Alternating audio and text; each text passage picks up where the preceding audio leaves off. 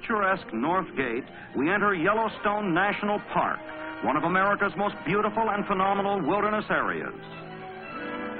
Located in northwestern Wyoming, the Yellowstone region was set aside by an act of Congress in 1872. Since that time, millions of visitors have enjoyed its scenic wonders. In this unique wonderland, there are countless hot springs of all sizes and shapes.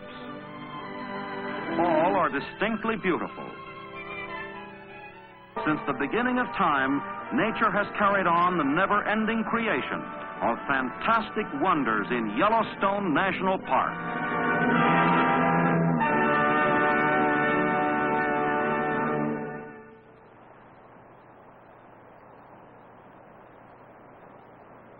When Yellowstone was established, there were some people opposed to that idea and were telling President Grant that there might be minerals to be found there might be oil underneath there, that the trees should be used for lumber, and that the rivers might be needed to be dammed. But he signed the bill anyway, and it became Yellowstone National Park and the mother park for all the world.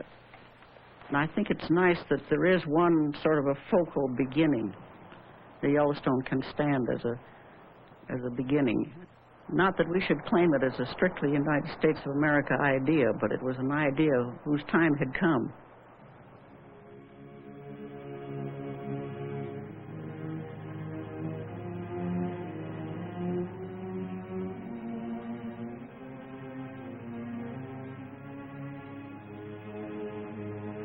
The early settlers of the New World had little thought for parks and preservation. To many, America's wilderness was a fearful place, full of wild beasts and wild men. The pioneer drew courage and conviction from Genesis. Be fruitful and multiply, replenish the earth and subdue it.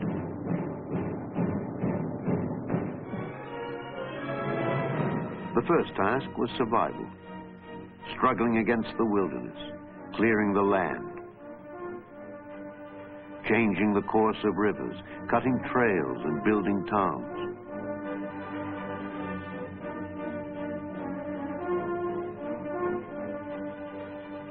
From the security of eastern cities, a few men spoke in defense of nature. Poets and painters realized that America's scenic treasures were not infinite or inexhaustible. They asked Americans to seek a new relationship with nature. Emerson, Bryant, Thoreau all saw beauty and virtue in the natural world.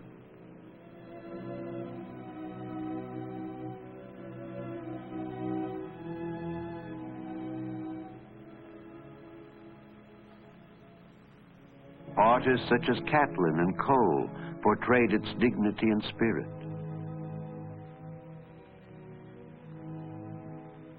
Their idealized, sometimes exaggerated vision of the natural world inspired many. But the warnings of these romantics went unheeded.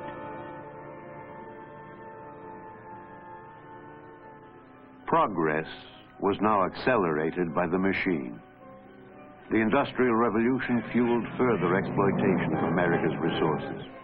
By the 1860s, wagon trails and railroads linked east to west, and the unlimited wilderness was fast disappearing.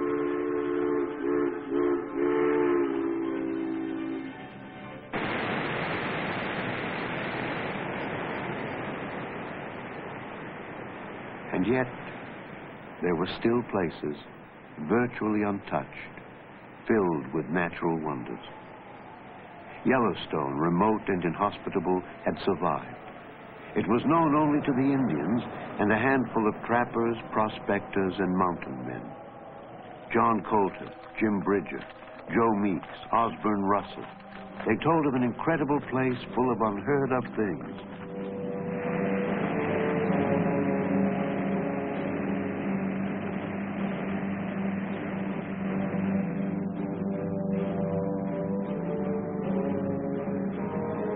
Jim Bridger called it a place where hell bubbled up. No one believed him.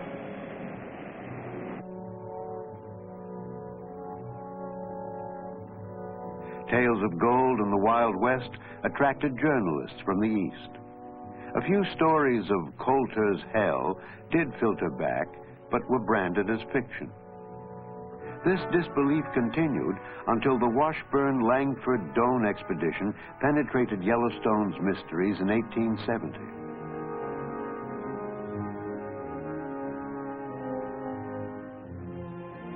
Instead of civilizing Yellowstone, these explorers suggested preserving this incredible landscape of geysers and canyons.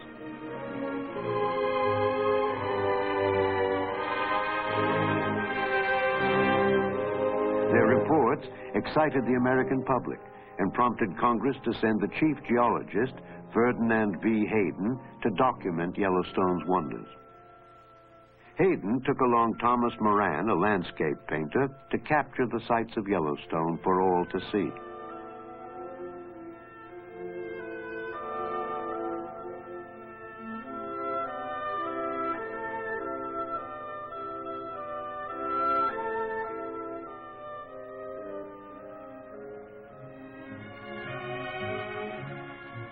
Their images spoke eloquently for preserving this unique land.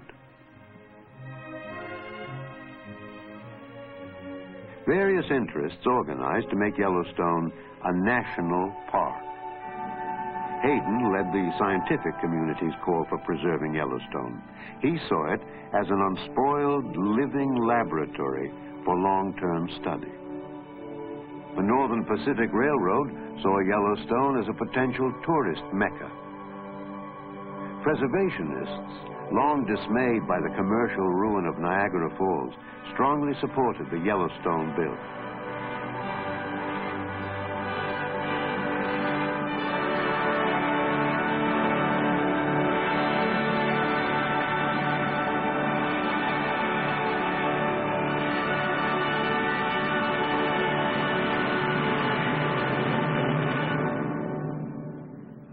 Congress established the world's first national park, setting aside 2.2 million acres as a public park and pleasuring ground for the benefit and enjoyment of the people.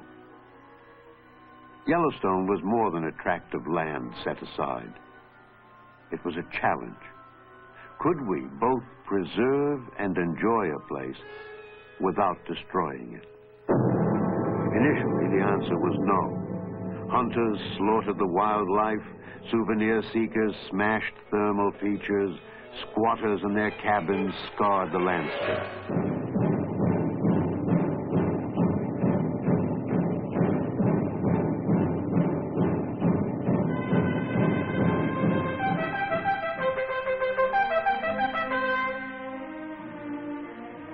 At last, the United States Cavalry was called to the rescue.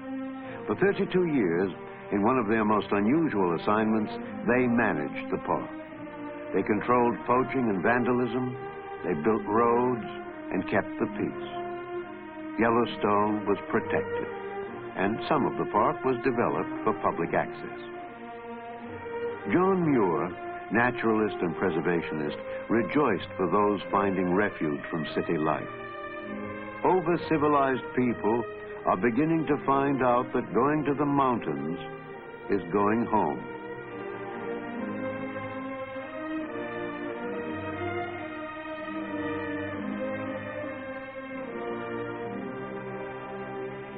Yellowstone and the scenic parks that followed are the cornerstones of a conservation-preservation ethic. A land philosophy originating with the first inhabitants of America's wilderness, whose advice we are only now coming to appreciate. All things are connected. Whatever befalls the earth, befalls the sons of the earth. Even the white man cannot be exempt from the common destiny. We may be brothers after all. We shall see. This we know. The earth does not belong to man. Man belongs to the earth.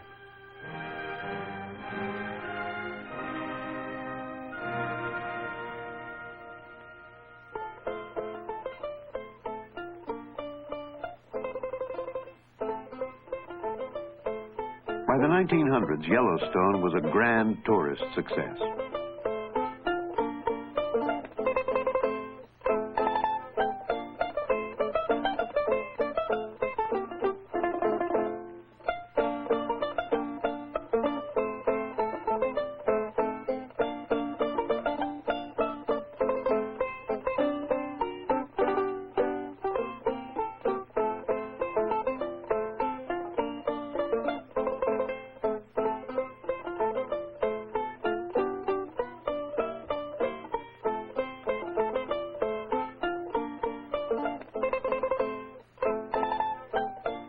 More parks, more people. There was a growing need for unified management. In 1916, Congress created a National Park Service with a mandate to conserve the scenery and the natural and historic objects and wildlife therein, and to provide for the enjoyment of the same in such manner and by such means as will leave them unimpaired for the enjoyment of future generations. Unimpaired for future generations. A new challenge. A step towards a democratic park idea. Preserve our finest natural areas and cultural sites in the name of generations yet unborn.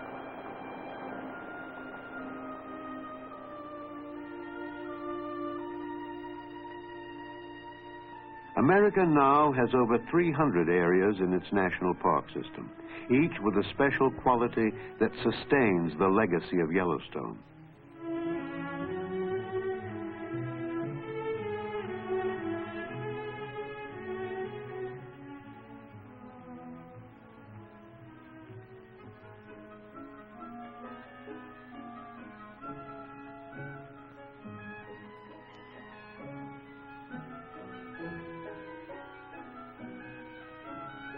They continue to reveal the beauty of Thoreau, provide the adventure of Colton, and, as Muir promised, they have become sanctuaries for urbanized America.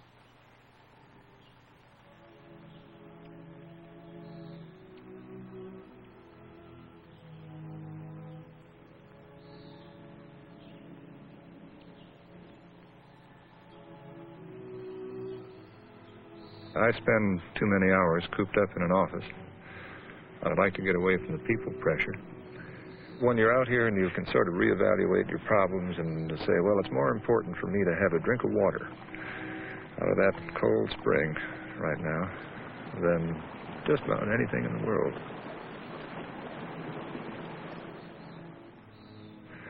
There's a time in the day, about sundown, things quiet down. The birds come in close, you can usually hear them. And everything just stops. I suspect it's a time to get to know each other better than most any.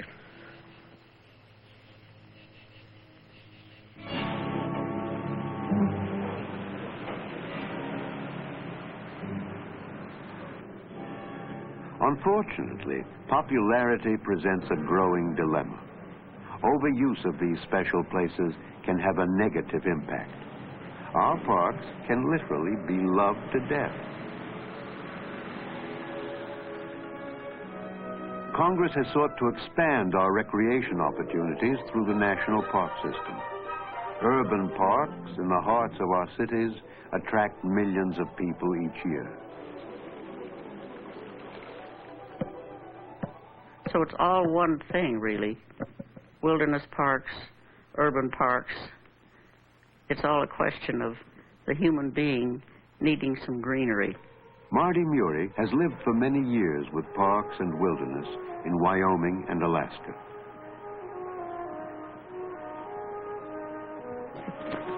I suppose if we watched our national parks year after year, season after season, that might be a fair barometer as to how the rest of the country's life was going on. How people spend their leisure time is indicative of how they feel about life in general.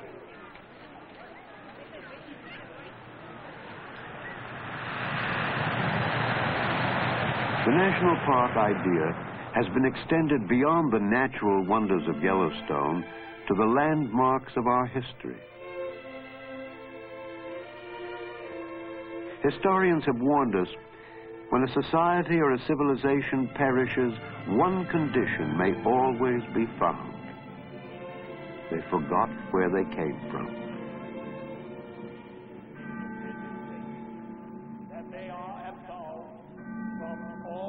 Independence Hall in Philadelphia is the fountainhead of America's ideals. The building is preserved as a special reminder of men and ideas. Totally dissolved.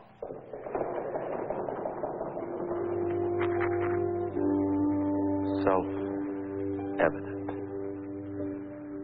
We hold these truths to be self-evident, that all men are created equal and independent, that from that equal creation they derive rights inherent and inalienable. Historical parks can be our windows into the past, a chance to look back.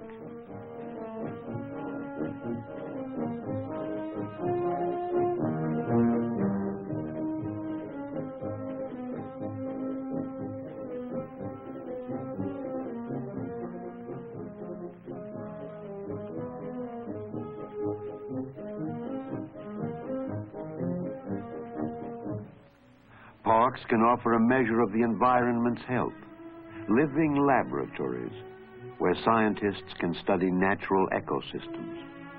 Throughout the park system, we are deepening our understanding of the dynamics and complexity of nature. We're becoming sensitive to the impact of man and the threat of extinction.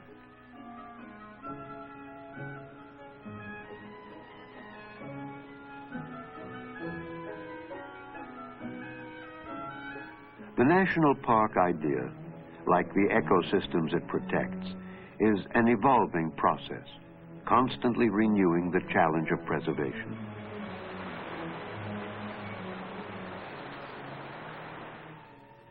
At a research center in Hawaii Volcanoes National Park, scientists are studying complex geological phenomena.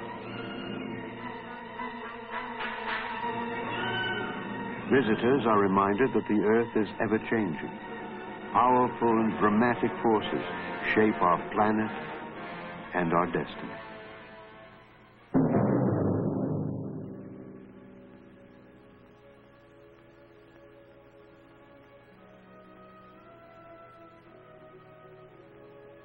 The responsibility for preservation has been accepted worldwide. There are over 1,500 national parks and preserves around the world. Each nation, responding to its particular needs and values, seeks to preserve the special features of its land and culture.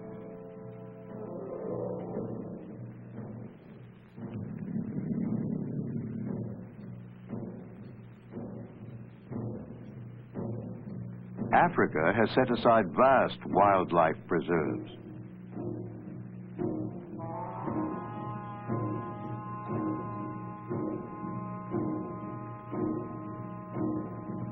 Increasingly, these national parks are caught in the conflict between the territorial needs of wild animals and the agricultural needs of man.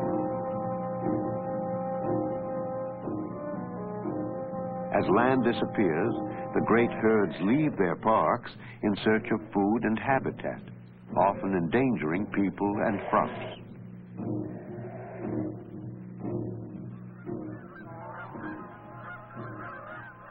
The birds of the world travel thousands of miles with no thought for the political boundaries they cross.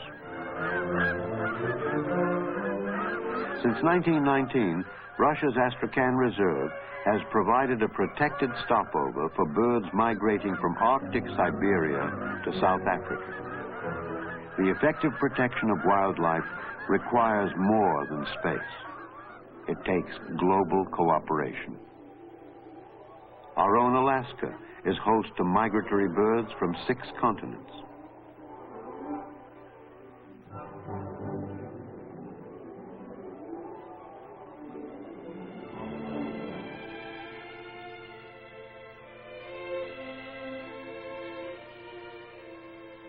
Even the incredible scale of our new Alaskan parks cannot include an entire ecosystem.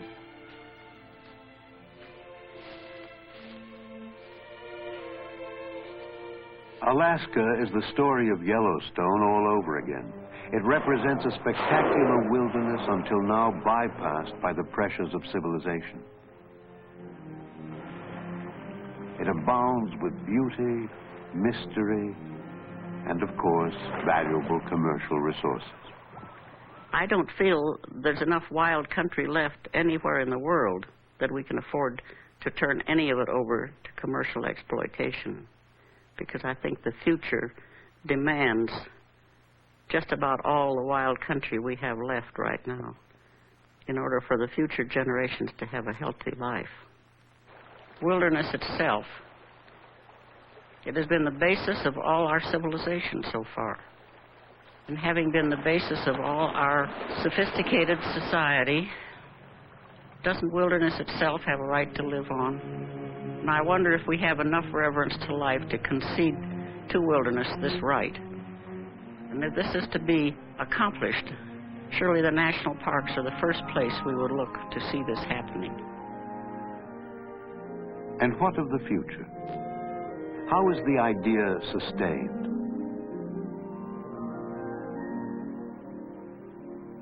Children discover the joy and develop the respect necessary for the continuation of the national park idea.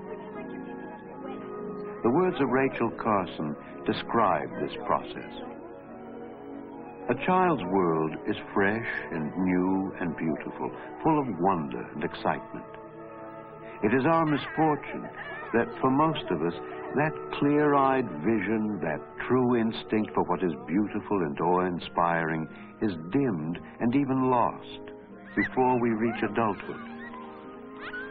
If I had influence with the good fairy who is supposed to preside over the christening of all children, I should ask that her gift to each child in the world be a sense of wonder. It is not half so important to know as to feel. If facts are the seeds that later produce knowledge and wisdom, then the emotions and the impressions of the senses are the fertile soil in which the seeds must grow. The years of early childhood are the time to prepare the soil.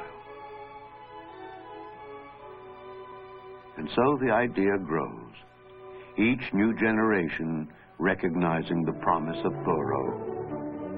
In wildness is the preservation of the world. I think the greatest hope for happy life for any young person nowadays is in the existence of national parks and wildlife refuges and wilderness areas. Otherwise, I think my great-grandchildren might have a very barren and sterile kind of existence. I can't imagine a very rich life with elemental kind of joys in it without some natural world in which to experience those joys. And I've watched my very young grandchildren enough to know that it does impinge on a youthful mind very powerfully, and that it does mean a great deal to them. I think they will be proud to be the guardians of these values as they grow older.